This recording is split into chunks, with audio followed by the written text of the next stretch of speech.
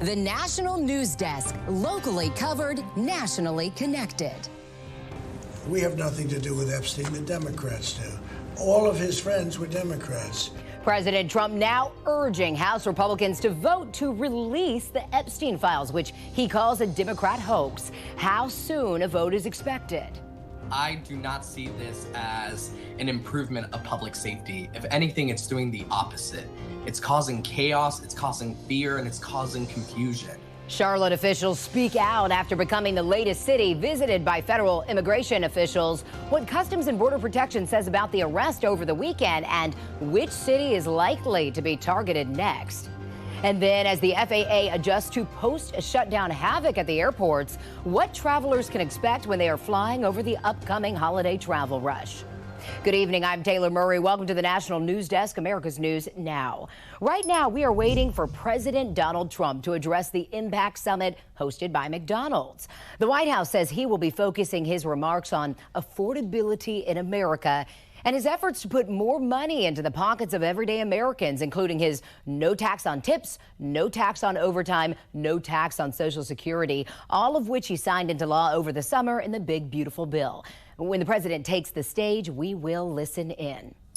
In other news now, the debate over releasing files tied to the accused underage sex trafficker Jeffrey Epstein is dividing Republicans. As the National News Desk, Matt Galka reports, the president says he now supports a vote in the House scheduled for tomorrow, but what happens after that is not so clear. With the House getting ready to vote for a bill compelling the Department of Justice to release all Jeffrey Epstein-related files, the president changed his stance and urged Republicans to vote for it. We have nothing to do with Epstein, the Democrats do. You look at this Reid Hoffman, you look at Larry Summers, Bill Clinton. All I want for people to recognize the great job that I've done. The White House had spent considerable time trying to sway some Republicans from backing the release, but Trump's turnaround takes the pressure off some members of the GOP who worried about breaking with the president and risking his wrath. I think we could have a deluge of Republicans. There could be 100 or more. Kentucky Republican Thomas Massie led the charge in the House to release the files with a bill co-sponsored with Democrat Ro Khanna. It's made Massie a target of Trump. The president criticized his recent marriage on social media. But other Republicans who pushed the bill have also been hit by attacks from Trump, including Georgia's Marjorie Taylor Greene. Greene has long been a vocal and loyal supporter of the president, but supported the Epstein bill and also broke with Republicans on health care. The president cut ties and hurled insults like wacky and lunatic at her on Truth Social. Greene says she's been getting death threats ever since. Unfortunately, it has all come down to the Epstein files, and that is shocking. And, you know, I stand with these women. I stand with rape victims. Even if the House votes to release the files, it's far from a done deal. The Senate would need to vote to do the same, and Republican leadership there has not committed to holding that vote. If it passes the House, we'll see what it says. And we all want accountability and transparency. But to me, this is not about truth. It's not about justice. This is about an attempt by the Democrats to make President Trump a lame duck president. The sponsors of the House bill, along with Marjorie Taylor Greene, are set to hold a news conference with Epstein abuse survivors ahead of an expected vote in the House on Tuesday. Reporting in Washington, I'm Matt Gelka for the National News Desk, America's News Now. As early as next week, the United States plans to designate Cartel de los Soles as a foreign terrorist organization. The Trump administration claims the cartel is led by Venezuelan President Nicolas Maduro and other high-ranking officials, which would allow them to target certain assets and infrastructure inside that country, including Maduro's assets. President Trump said today he is not ruling out boots on the ground. Also, he's open to talking directly with Maduro.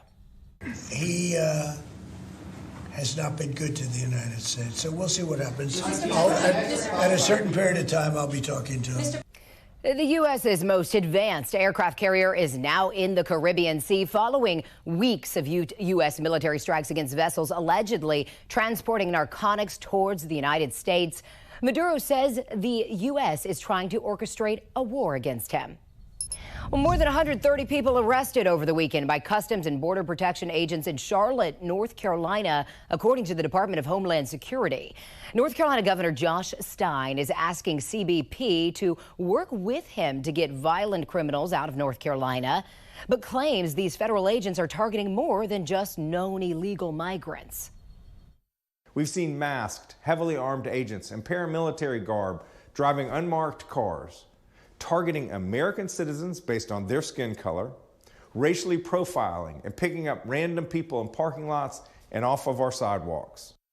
Yesterday, CBP Commander Gregory Bavino said the majority of those arrested had significant criminal and immigration history. It is unclear how long the crackdown will last in Charlotte. U.S. officials tell CNN that New Orleans will likely to be next. Meanwhile, in Texas, Governor Greg Abbott posted on X that about 200 illegal immigrants were arrested in a sex and human trafficking operation bust in San Antonio. Over the weekend, FBI agents, along with Texas law enforcement officers, were operating on a court-authorized mission targeting members of Tren de Aragua, a Venezuelan gang. The individuals detained are now being processed for deportation. Now to Portland, where the Trump administration is appealing to the Ninth Circuit Court to stay a district court ruling barring the federalization and deployment of National Guard troops to the city. You may remember earlier this month, District Judge Karen Immergitt ruled in favor of Oregon and found that President Trump exceeded his authority by deploying hundreds of National Guard troops to protect federal staff and property at the ICE office in South Portland. Well, the administration asked for a new ruling by the end of this week. Air travel in the United States getting back on track after a turbulent few weeks. The FAA gave airlines permission to resume their regular flight schedules this morning. This reverses the FAA's unprecedented order limiting the number of commercial flights at 40 major airports. That went into effect thanks to the government shutdown. It affected thousands of flights. Today, the Transportation Department formally withdrew a Biden-era proposal to reimburse flight passengers for major delays caused by problems within an airline's control.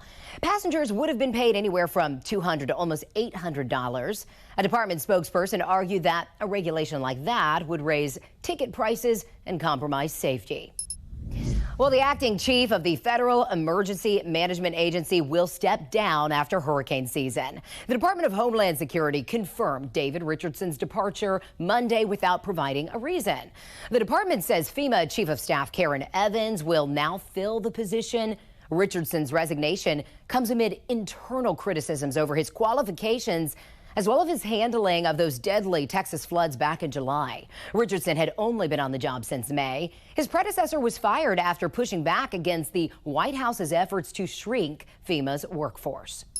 Well, charges against former FBI Director James Comey are possibly going to be tossed out as a federal judge wants to review grand jury materials after ruling that government missteps raised, quote, genuine issues of misconduct. Magistrate Judge William Fitzpatrick acknowledged that declaring a mistrial at this stage is rarely granted, but said potential violations of the Fourth Amendment during instructions to the grand jury establish a reasonable basis to question whether the government's conduct was willful or in reckless disregard of the law. Comey is facing lying to Congress and obstruction charges. New York Jets cornerback Chris Boyd remains in critical but stable condition in a New York City hospital. This after being shot in the abdomen over the weekend. Police released these pictures of a person of interest. Take a look at your screen. NYPD is also searching for two cars, a BMW and a Mercedes with out-of-state plates they say fled the scene. Now, according to detectives, Boyd was out with two of his Jets teammates Saturday night. The trio says they were leaving a club early Sunday morning. Some sort of argument started between two different groups, leading to the shooting. The U.S. Supreme Court will review President Trump's policy of rejecting asylum seekers at the border. Lower courts have ruled against the administration and have blocked its implementation for now. The High Court says they will hear oral arguments in the spring and then will have a decision over the summer next year. Justices also decided today to keep a 25-year-old religious liberty case in place by denying an appeal by a Tampa-based Christian school seeking to broadcast its pregame prayers before football games. The school sought to overturn a ruling that allowed school districts to limit student-led and initiated prayer at sporting events after the Florida High School Athletic Association said their request to play the prayer violated the free exercise of religion of attendees at games. There are no known dissentees among the justices. Tucked quietly into the Senate bill to reopen the government was a controversial provision that fundamentally changes how federal investigators treat U.S. senators. The issue has now ignited a tug of war between the House and Senate Republicans. National correspondent Kayla Gaskins has that story from Capitol Hill. U.S. senators now have a new legal power. They can sue the federal government for substantial damages if investigators seek their phone records without notifying them first. I think this law is a really bad idea because it's given senators some sort of favoritism that the average person doesn't have. The provision was quietly added to the Senate's compromise bill to reopen the government, inspired by a disclosure that Special Counsel Jack Smith subpoenaed the phone records of 10 Republican senators without their knowledge, opening up the door for lawsuits seeking up to $500,000 each. The records were taken as part of Smith's Arctic frost investigation into efforts to overturn the 2020 election. House Republicans say they were blindsided by the Senate slipping in this legislation. I do not think that this provision should have been inserted. It certainly shouldn't have been inserted at the 11th hour. But with pressure to end the shutdown, they passed the bill and promised to strip that language out later. I was very angry about it. I was. We had no idea. That was dropped in at the last minute. Senator Lindsey Graham is pushing a different path forward, saying he'll introduce legislation to give any American, not just senators, the right to sue the federal government if their privacy was violated by the Jack Smith investigation. I'd like to expand this to Turning Point USA, to the Republican Attorney General's Association. Now we know there's a staff member in the Senate. Senator Lindsey Graham is among those whose records were obtained. The day you can't sue the government who's wronged you, then you've lost your freedom. I think big picture, we need to keep in mind that law enforcement, for good reason, often wants to keep everything confidential in an investigation. So I think we need to be careful when we're tinkering with the criminal justice system. According to Graham, there's already a Senate rule on the books prohibiting the handover of Senate data without their knowledge. A judge reportedly ordered Verizon to hand over the records anyway. Graham now says he's looking to have that judge impeached. On Capitol Hill, I'm Kayla Gaskins reporting for the National News Desk, America's News Now. Coming up, the record-breaking number of people expected to travel for Thanksgiving and a crucial tip to avoid getting slammed by traffic. Then top health officials say it is time for a full investigation into skyrocketing cases of food allergies, which specific allergy they're most focused on. Plus, an Ohio teen has won several drone races, how he's now using these skills for a good cause. We'll be right back.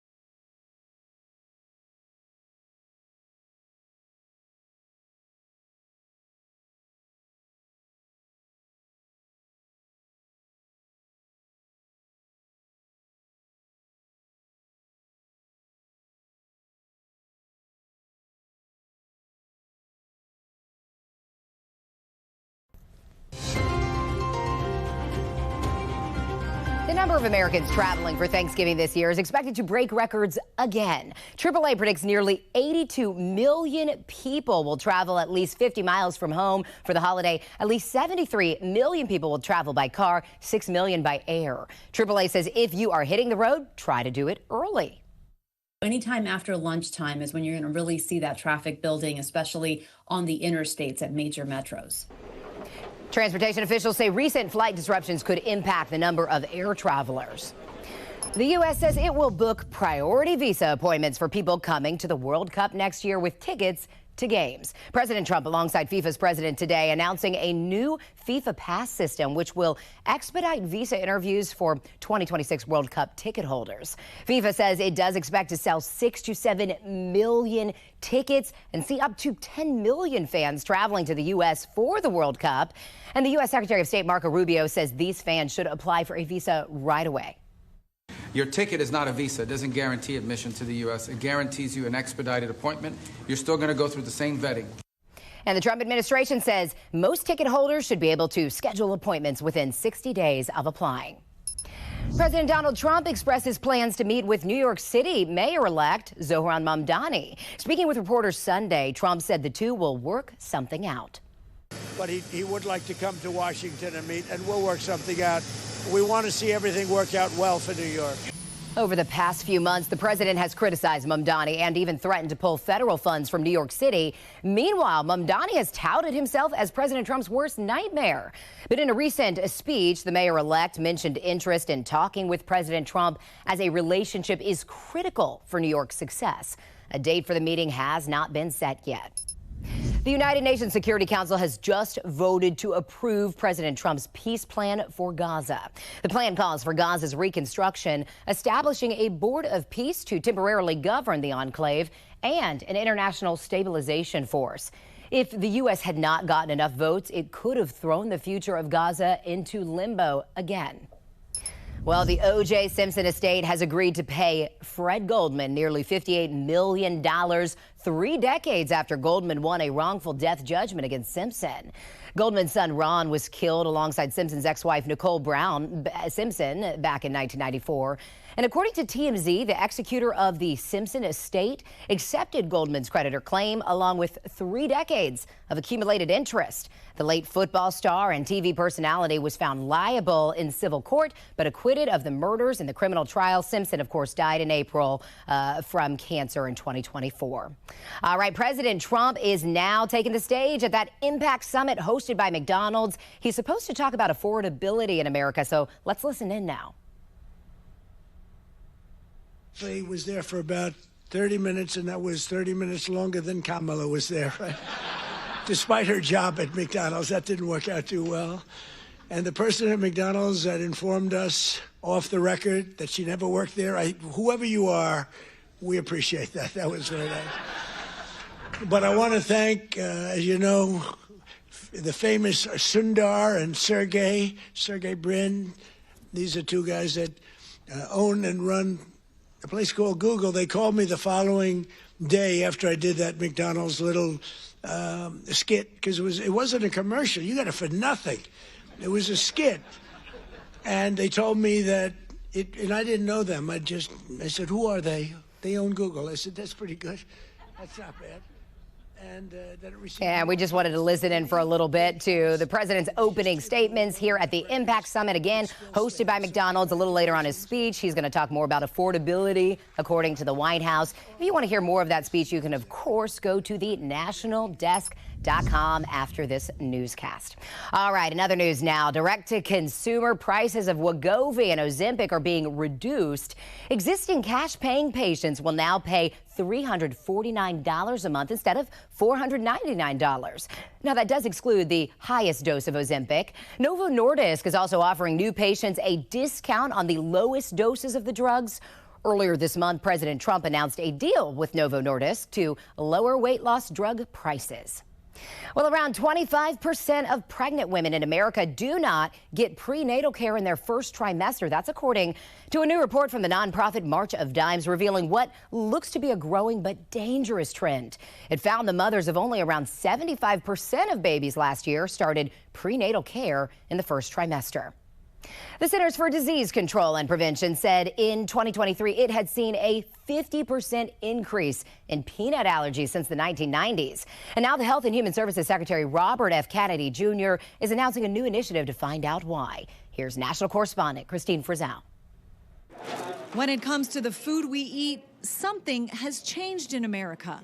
One key concern, a mass explosion in food allergies, especially to peanuts. I had 11 siblings and around 70 first cousins. I never heard anybody with a peanut allergy. One key culprit could be the American diet and what's known as the microbiome, the microorganisms like bacteria and viruses that exist in our environment. That's what a group of researchers at Harvard Medical School believe. They believe that there are some microbes that are deficient in people with food allergies. FDA Commissioner Dr. Marty McCary says for decades, things that should have been researched in this realm have not been. If you go to Fairfax County School District, you'll notice that the incidence of peanut and food allergies is extremely high, but not among the international students. The Trump administration has taken aim at food dyes, but has been highly focused as well on ultra-processed foods,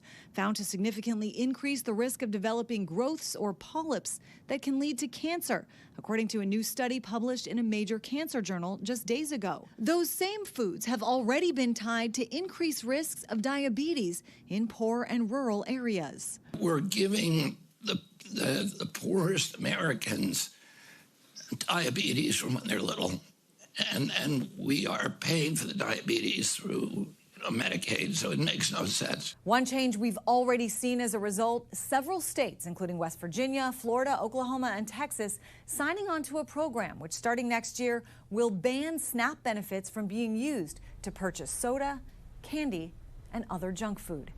I'm Christine Frizzell for the National News Desk. Coming up, the changes happening in California to support the use of self-driving tractors on farms right after this.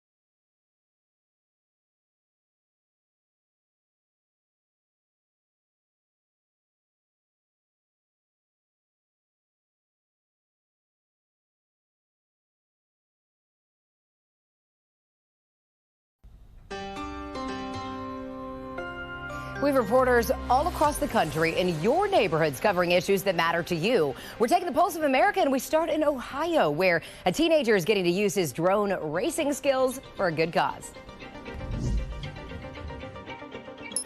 18-year-old Colin Roundtree has been flying drones for nearly a decade. As you can see, the drones he flies go a little faster than what you're probably used to seeing. He races them. He's gotten pretty good too, winning a few races this year. Roundtree's skills in those wins got him noticed by Campus Guardian Angel, a Texas-based company that uses drones in schools to thwart active shooters or other threats. The drones are placed in schools that use the service and ready to be deployed remotely within a minute or two if an intruder enters the building. Roundtree will be a pilot of one of those drones when it's deployed, and he'll do it from the company's office in Austin. So when normal law enforcement would take 5-10 minutes to get to the scene, we should be on with the intruder within 45 seconds. So our goal is to prevent or slow an active intruder situation like that down to where law enforcement can come in. More than 65% of Federal Hill is comprised of Italian restaurants with Italian imported pasta on the menu. But the Trump administration's proposal to raise an existing Italian pasta import tax from 15 to 107% could have you paying the price. Master Chef Walter Potenza with Tony's Colonial Food calls it unfair. You want American people to eat well and to stay away from diabetes, to have a great nutrition, buy good ingredients, and don't block them with unfair taxes. The United States Commerce Department says 13 Italian pasta suppliers have been selling pasta below U.S. market value. Their proposed solution, adding a 92% anti-dumping duty tariff to even the playing field. Nick Rocca is a fourth-generation farmer in Fresno, tending the same 40-acre grape farm his great-grandfather planted back in 1932. Rocca says autonomous tractors are a lifeline in the agriculture industry, a way to keep the family farmer from getting buried by labor shortages and rising costs. Most ag companies, big or small, can't afford to keep up with minimum wage. But even these advanced tractors have to follow rules. In California, the tech capital of the world, some of those rules haven't changed since 1977, when the state required people to be stationed where they can control the vehicle. Now with autonomous equipment hitting the fields, Cal OSHA now allows farmers to use self-driving equipment only with no people nearby, what they call the danger zone. And the zone of danger is a bit vague right now, but that definition is getting tightened up. Coming up, new details about fashion's biggest night, the theme of the 2026 Met Gala, right after this.